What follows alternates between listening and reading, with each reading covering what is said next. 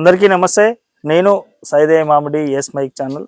So దాదాపు 9 సంవత్సరాల తర్వాత మత్స్య పారిశ్రామిక మార్కెటింగ్ సహకార సంఘం మూసి ప్రాజెక్టు ఎన్నికలైతే రావడం జరిగింది. ఈ ఎన్నికల హడావుడి, ఎన్నికల ప్రచారం చూస్తున్నట్టయితే దాదాపుగా రాష్ట్ర స్థాయిలో ఎమ్మెల్యే ఎంపీ ఎలక్షన్లకు తలదన్నేలుగా ఉన్నది. సో ఇప్పుడు మనతో పాటు సాధన నరసన్న గారు కూడా మనతో పాటు ఉన్నారు. అడిగి తెలుసుకుందాం ఈ ఎలక్షన్ ఎలా ఉంది, సో ఏమేమి కార్యక్రమాలు వీళ్ళు భవిష్యత్తులో చేయబోతున్నారు అని తెలుసుకుందాం. అన్న నమస్తే అన్న. నమస్తే అన్న. సో ముందుగా అన్న, మీరు ఈ ప్రధానంగా మీకు ఎన్నికలు 9 సంవత్సరాలు లేటుగా గల కారణాలు ఏంటన్నా? నా పేరు సాధుల నర్సయ్య, మాజీ చైర్మన్ని. 9 సంవత్సరాలు 2012లో ఎలక్షన్స్ జరిగినవి. 2017 వరకే అయిపోయినాయి. 2015 నుంచి ఇప్పటి వరకు ఎలక్షన్స్ జరగలేదు. దానికి ప్రధానంగా కొన్ని గవర్నమెంట్ వాళ్ళు పెట్టకపోవటం ఒకటి ప్రధానమైనటువంటి కారణము. ఈ 9 సంవత్సరాలుగా అప్పుడున్నటువంటి టిఆర్ఎస్ ప్రభుత్వం కానీ, మొన్నటి వరకు ఉన్నటువంటి కాంగ్రెస్ ప్రభుత్వం కానీ ఈ ఎన్నికలు పెట్టడంలో డిలే చేసిర్రు. మేము చాలా ప్రయత్నం చేసినాం, కోర్టు కూడా పోయినాము. కోర్టు ద్వారా కూడా ఎలక్షన్స్ జరపాలని చెప్పేసి రావడం జరిగింది. ఇప్పుడు ఈ ఎలక్షన్స్ ప్రయత్నం చేయగా ఇప్పుడు పెట్టడం జరుగుతున్నదన్న. సో ఎట్లా ఉంది మీకు? ఇప్పుడు ఇంతకుముందు మీరు మాజీగా చైర్మన్గా చేసిర్రు, ఇప్పుడు ఎలాంటి స్పందన వస్తుందన్న మీరు ప్రచారంకి వెళ్తే? మేము గతంలో చైర్మన్గా చేసినప్పుడు దీన్ని సొసైటీని ఒక సిస్టమేటిక్గా నడిపించినాము. ప్రతి సభ్యునికి ఆదాయం వచ్చేటట్టు 10,000, 15,000 వచ్చేటట్టు మా పీరియడ్లో మేము పనిచేయటం అనేది జరిగింది. మా తర్వాత మొన్న 2012 నుంచి 17 వరకు వచ్చినటువంటి వెంకటస్వామి ₹1 కూడా సభ్యులకు పనిచేయలేదు. దాన్ని సొసైటీని సరిగా మెయింటెనెన్స్ చేయలేదు. మొత్తం ఇష్టం వచ్చినట్టు బయటి గ్రామాలకు సంబంధించినటువంటి వాళ్ళని సభ్యులుగా చేర్చుకోవటం జరిగింది. ₹1,000 తీసుకొని కాంట్రాక్టర్ల దగ్గర కూడా డబ్బులు తీసుకొని ఈ సంఘాన్ని సరిగా కంట్రోల్ చేయక, సిస్టమేటిక్గా నడిపియక సభ్యులకు ఎటువంటి ఆదాయం 5 సంవత్సరాలల్లా ఎటువంటి ఆదాయం కూడా రాకుండా జరిగింది. సో ఈ యొక్క ఎన్నిక ఓన్లీ మత్స్య పారిశ్రామిక సంఘానికి సంబంధించిందేనా, లేకపోతే దీంట్లో రాజకీయ పార్టీలు అండదండలు కానీ, ఎవరైనా రాజకీయ నాయకులు కానీ, రాజకీయ జెండాలు కానీ, ఎజెండాలు కానీ ఉన్నాయనుకోవచ్చు? ఇది సరే, ఇది ఏంటంటే జనరల్గా అన్ని పార్టీలకు సంబంధించినటువంటి వాళ్ళు ఉన్నారు దీంట్లో ఒక ప్రత్యేకంగా ఈ పార్టీకి సంబంధించినటువంటి ప్యానల్ అనేది అయితే ఏమీ లేదు. నా ప్యానల్లో కూడా అన్ని పార్టీలకు సంబంధించినటువంటి వాళ్ళు ఉన్నారు. అటువైపు కూడా అన్ని పార్టీలకు సంబంధించినటువంటి వాళ్ళు ఉన్నారు. ప్రత్యేకంగా గీ ప్యానల్, గీ పార్టీ అనేది అయితే ఏమి లేదు. జనరల్ గా దీంట్లో మొదటి నుంచి కూడా పార్టీలు ఏదైనా ఉండని, ఇటు సాధుల నర్సయ్య వర్గము, అలవాల వెంకటస్వామి వర్గం అనేది ప్రధానంగా చూస్తున్నారు. అదే విధంగా ఇప్పుడు కూడా జరుగుతున్నది. అంటే ఈ ఎన్నిక అనేది పార్టీలకు అతీతంగా జరుగుతుంది అనుకో? పార్టీలకు అతీతంగానే జరుగుతున్నది. పార్టీ వాళ్ళు ఉన్నారు. నా వ్యక్తిగతంగా నాకు పార్టీ ఉంటది, ఇంకోరికి ఉంటది. ఆ పార్టీలు తర్వాత ఇప్పుడు ఎలక్షన్ వచ్చే వరకు ఎవరు మంచి చేస్తారు, ఎవరు ఈ సంఘానికి ఉపయోగపడతారు అనేది కార్మికులు ఆలోచిస్తున్నారు. అదే విధంగా ఈ రోజు మాకు బ్రహ్మాండమైనటువంటి స్పందన ఉన్నది. నరసయ్య వస్తేనే దీన్ని సిస్టమేటిక్ గా నడిపిస్తాననేది ఆలోచన ఉన్నది. ₹10 వస్తాయి అనేది ఆలోచన కార్మికులలో ఉన్నది. సో ముందు భవిష్యత్తులలో ఆల్రెడీ మీకు ఒక మాజీ చైర్మన్ గా చేసిన అనుభవం కూడా ఉందన్న. సో ముందు భవిష్యత్తులో రేపు ఇక్కడ మీ ప్యానల్ మీరు గెలిచిన తర్వాత ఇప్పుడున్న స్కీములు కాకుండా, ఇప్పుడున్న భరోసాలు కాకుండా ఇంకా మీరు మత్స్యకారులకు ఎలాంటి భరోసా ఇవ్వబోతున్నారు? ఏ విధంగా వాళ్ళకు అండదండలు ఉండబోతున్నారు? మేము గతంలో ఉన్నప్పుడు కార్మికులకు వచ్చేటటువంటి రేట్లు ఏవైతే ఉన్నాయో చాలా తక్కువ ఉండేది.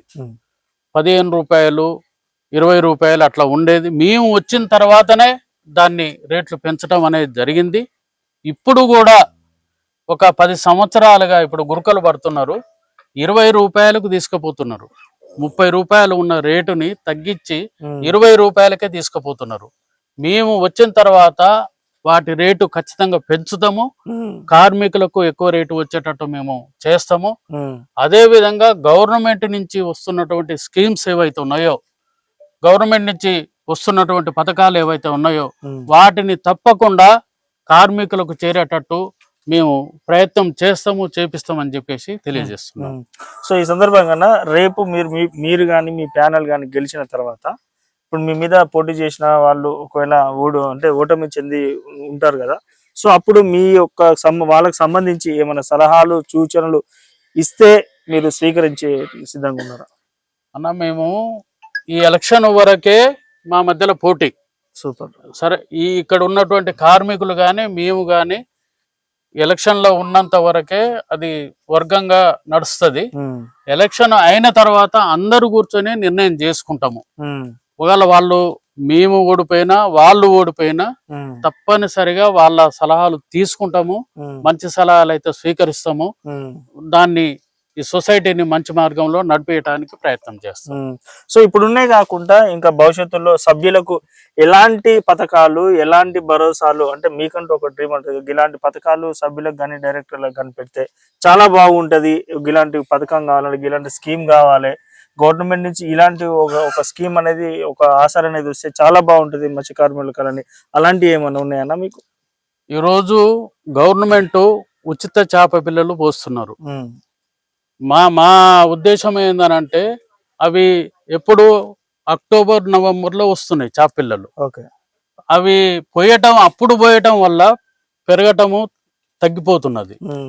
ఆ చేప పిల్లలు ఏదో ఇప్పుడు ఆల్రెడీ మూసి 38 ఫీట్ల వరకు వచ్చింది.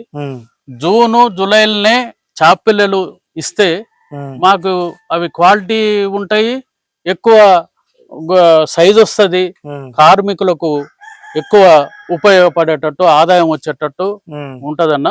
అదే విధంగా అంత ముందు ఈ మోపెడ్స్ ఇచ్చారు సభ్యులు. ఇప్పుడు 15 కిలోమీటర్ల దూరాన్ని ఉంటది జారెడ్డిగూడెం, ఇక్కడికి వచ్చి పట్టుకోవడానికి మోపెడ్స్ ఇచ్చారు. చేపలు పట్టిన తర్వాత తీసుకుపోవటానికి, మార్కెట్ కి తీసుకుపోవటానికి ఆ మోపెడ్స్ అటువంటి మళ్ళా ఆ స్కీమ్ పెట్టాలని చెప్పేసి తర్వాత వలలు గాని తెప్పలు గాని అవి పెట్టాలని చెప్పేసి కోరుకుంటున్నాము. ఇక్కడ ఇంత ప్రాజెక్టు టన్నుల కొద్ది చేప వెళ్తున్నది, ఐస్ ఫ్యాక్టరీ లేదు. ఒక కోల్డ్ స్టోరేజ్ గాని ఐస్ ఫ్యాక్టరీ గాని ఇక్కడ ఏర్పాటు చేయాలని చెప్పేసి ప్రభుత్వాన్ని కోరుతున్నాము. మేము వచ్చిన తర్వాత ఉన్నటువంటి గవర్నమెంట్ మీద ఒత్తిడి తెచ్చి వాటిని సాధించుకుంటామని చెప్పేసి తెలియజేస్తున్నాం. నా పేరు సాదుల నర్సయ్య, మూసి మత్స్య పారిశ్రామిక మార్కెటింగ్ సహకార సంఘం మాజీ చైర్మన్ని. మత్స్య కార్మికులందరికీ పేరు పేరున అందరికీ కోరుతున్నాను, నా ప్యానల్కు ఓట్లేసి పెద్ద ఎత్తున విజయం సాధించి పెడతారని చెప్పేసి మీ అందరికీ నమస్కరిస్తూ కోరుకుంటున్నాను. నేను వచ్చిన తర్వాత ఈరోజు నాకు వ్యతిరేకంగా ఉన్నటువంటి ప్యానల్ ఏదైతే ఉన్నదో, నర్సయ్య వస్తే దీంట్లకు కంట్రోల్ చేస్తాడు, చేపలు వట్టనీయడు అనేది చెడు ప్రచారం చేస్తున్నారు.